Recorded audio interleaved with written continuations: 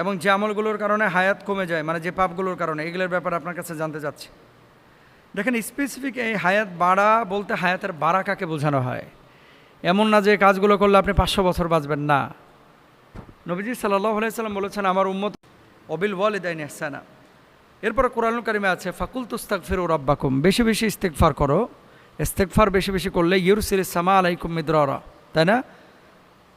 লা ফাতাহনা আলাইহিম বারাকাতিম মিনাস সামা, আসমান থেকে বারাকার দরওয়াজা আপনার জন্য উন্মুক্ত করে দেবে এবং আল্লাহ তাআলা আপনার রিজকে প্রশস্ততা দেবে ইনশাআল্লাহ। যে মানুষগুলো ফজরের নামাজের পরে ঘুমায়, এদের হায়াতের মধ্যে বারাকা থাকে না। এজন্য ফজরের নামাজের পরে ঘুমানো চেষ্টা করবেন না।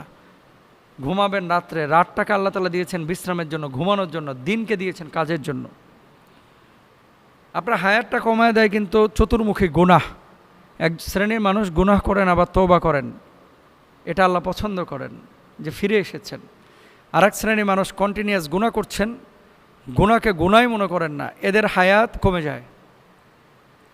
জেনা ব্যভিচারের কারণে কিন্তু হায়াত কমে এবং হায়াতের প্রশস্ততা নষ্ট হয়। জেনা ব্যভিচার, যেগুলো জেনা করে, এগুলো চেহারার মধ্যে আল্লাহ তাআলা ছাপ বসায় দেয়। দেখেন, এই জেনা করবেন না, ব্যভিচার করবেন না, বিয়ে করে ফেলেন। মদ, মাদক, নেশা এগুলো যারা করে, কুল্লু মুস্কিরিন হারাম, এদের হায়াত কমে যায়। আত্মীয়তা সম্পর্ক ছিন্ন করলে হায়াত কমে যায়। জুলুম অন্যায় করলে মানুষের উপরে, এগুলো হায়াত কমায় দেয়। নামাজ ত্যাগ করলে, ওয়ামুর আহলাকা বিসসালাত ওয়াসতাবির আলাইহা, নামাজ, শত কদম আপনার দিকে এগিয়ে আসেন। মানে আপনি আল্লাহর দিকে যদি ঝুঁকেন, আল্লাহ রাব্বুল আলামিন, আপনি যদি হেঁটে যান, আল্লাহ দৌড়ায় আসেন, সুবহানাল্লাহ। আপনি যদি আপনার হামাগুড়ি দিয়ে যান, আল্লাহ সুবহানাহু ওয়া তাআলা, আরেকবার,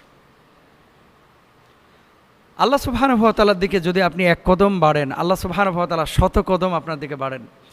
আপনি যদি আল্লাহর দিকে হেঁটে যান, আল্লাহ তাআলা আপনার দিকে দৌড়ে আসেন, সুবহানাল্লাহ। মানে কুদরতি দৌড়ানোর কথা বলা হয়েছে।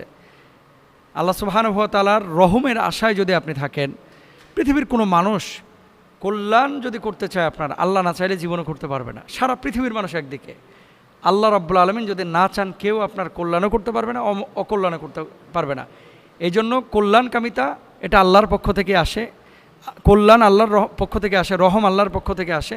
আল্লাহর দিকে ঝুঁকেন ইনশাআল্লাহ।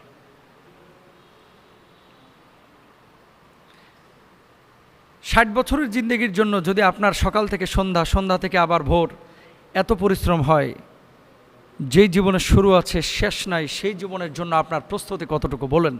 আপনি নামাজ পড়ছেন না, আপনি রোজা করছেন না, আপনি হালাল জীবনযাপন করছেন না, কিভাবে আপনি নাজাত আশা করেন?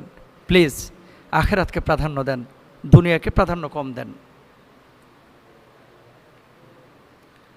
অনেকে বলে হুজুর আমি একা, অনেকে বলে